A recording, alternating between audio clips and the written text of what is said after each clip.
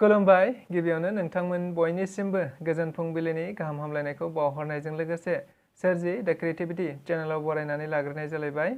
दिनैनि माखासे गोनांथार खौरांफोरखौ आं नोंथांमोननि सिगाङाव फोरमायथिना होनो आवगायनाय जालायबाय।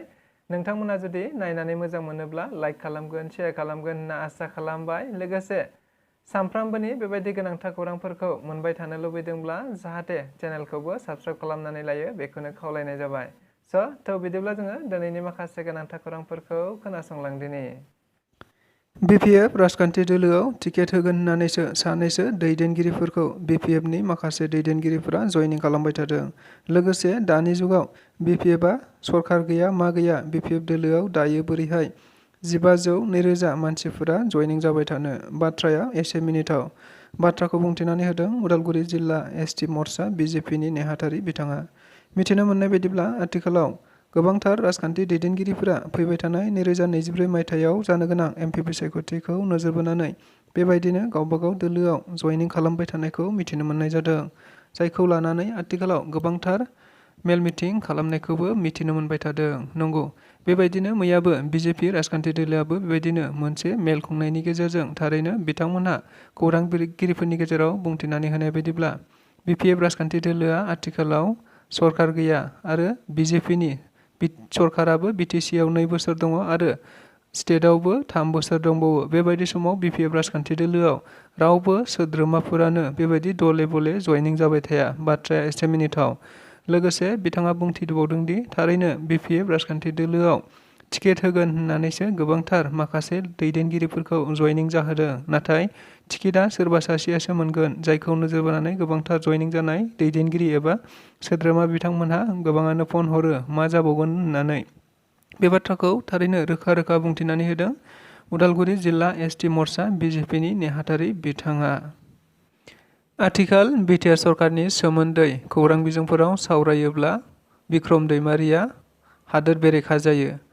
बिटिआर गोरोबथानि माखासे दफाफोरखौ सुफुंनो हायैयाव बिक्रम दैमारिया सावरायोब्ला एबा रायजो राजाफोरनो फोरमायोब्ला हादोर बेरेखा जायो। रन्जन दैमारिया जेलनिफ्राय बिटिआर गोरोबथानि गेजेरजोंबो गयैखौ बुङोब्ला बिक्रम दैमारिया हादोर बेरेखा जायो। नंगौ, बे बाथ्राखौ बुंथिनानै होदों बिटिआर कन्ट्राक्टर आफादनि गाहाय नेहाथारि बिक्रम दैमारि बिथाङा। मिथिनो मोननाय बायदिब्ला दाखालि थांनाय बावैसो सान सिगां बिक्रम दैमारि, हितेश बसुमतारी आरो दावराव देख्रेब नार्जारिमोनहा माखासे आयेननि गेजेरजों पुलिसजों हमजानो गोनां जादोंमोन। लोगोसे बे हमजाखांनायनि उनाव गनायनि उनावबो आथिखालाव बिथांमोनहा क'क्राझार जिल्लानि बिजिरसालियाव सम सम नुजाथिबोहैबाय थानो गोनां जादों। नंगौ, मैयाबो बेबायदिनो बिक्रम दैमारिया क'क्राझार जिल्ला बिजिरसालियाव नुजाहैनानै बे बाथ्राखौ खौरां बिजोंफोरनि गेजेराव बुंथिनानै होदों। थारैनो बिक्रम दैमारिया आथिखालाव बिटिआर गभर्नमेन्टनि सोमोन्दै सावरायदोंमोन।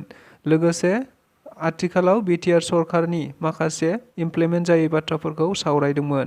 रन्जन दैमारि आरो बेजों लोगोसे थानाय जेलाव थानाय बिथांमोनखौ सख'नायनि सोमोन्दै सावरायदोंमोन। नाथाय बेबायदिखौ सावरायोब्लानो बिक्रम दैमारि बिथाङा हादोर बेरेखा जायो आरो हादोर बेरेखा खालामनानै जोंखौ जेलाव सोनानै दोनो। नंगौ, बेफोर गोख्रों बाथ्राफोरखौ गावनो बुंथिनानै होदों बिक्रम दैमारि बिथाङा।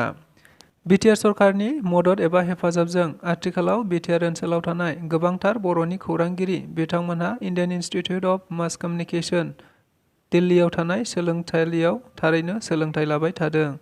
मिथिनो मोननाय बायदिब्ला आथिखालाव बिटिआर सरकारा गोबांथार बेबायदि जौगाथाय खामानिफोरखौ मावबाय थानायखौ नुनो मोननाय जादों। बेनिनो मैया मोनसे बाथ्राया रोखा जादों। थारैनो बिटिआर ओनसोलाव थानाय खौरां बिजोंफोरखौ नोजोर बोनानै एबा खौरां बिजोंफोरा समाजारि बिथिङाव गोबांथार मोजां खामानि मावनो हायोखौ नोजोर बोनानै बिटिआर सरकारनि बानजायनायाव एबा रांखान्थियारि मदद होनायनि गेजेरजों थारैनो बिटिआर ओनसोलाव थानाय गोबांथार खौरांगिरि बिथांमोनखौ लानानै गासै 20सा खौरांगिरि बिथांमोनखौ गोदान दिल्लीयाव थानाय इन्डियान इन्स्टिट्युट अफ मास कमिउनिकेशनाव सोलोंथाइ होबाय थानायखौ नुनो मोननाय जादों। जायखौ नोजोर बोनानै बिथांमोनहा सोलोंसालियाव थाबाय थानाय समावनो बिटिआर सरकारनि गोबांथार गोजोननाय फोरमायनायखौ नुनो मोननाय जादों।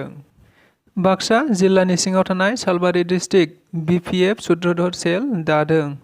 मिथिनो मोननाय बायदिब्ला आथिखालाव BPF राजखान्थि दोलोआ गुबुन समाव गोबां हाबाफारि लानानै मेल मिटिं खालामबाय थानायखौबो मिथिनो मोननाय जादों।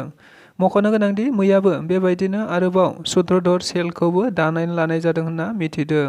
थारैनो आथिखालाव BPF राजखान्थि दोलोआ बेबायदिनो गुबुन गुबुन हारि माहारिनि गेजेराव BPF राजखान्थि सेल दाबाय थानायखौ नुनो मोनबाय थानाय बायदिनो मैयाबो सूत्रधर सेलखौ सालबारि डिस्ट्रिक्ट कमिटियाव दानाय जायो होनना मिथिनो मोननाय जादों।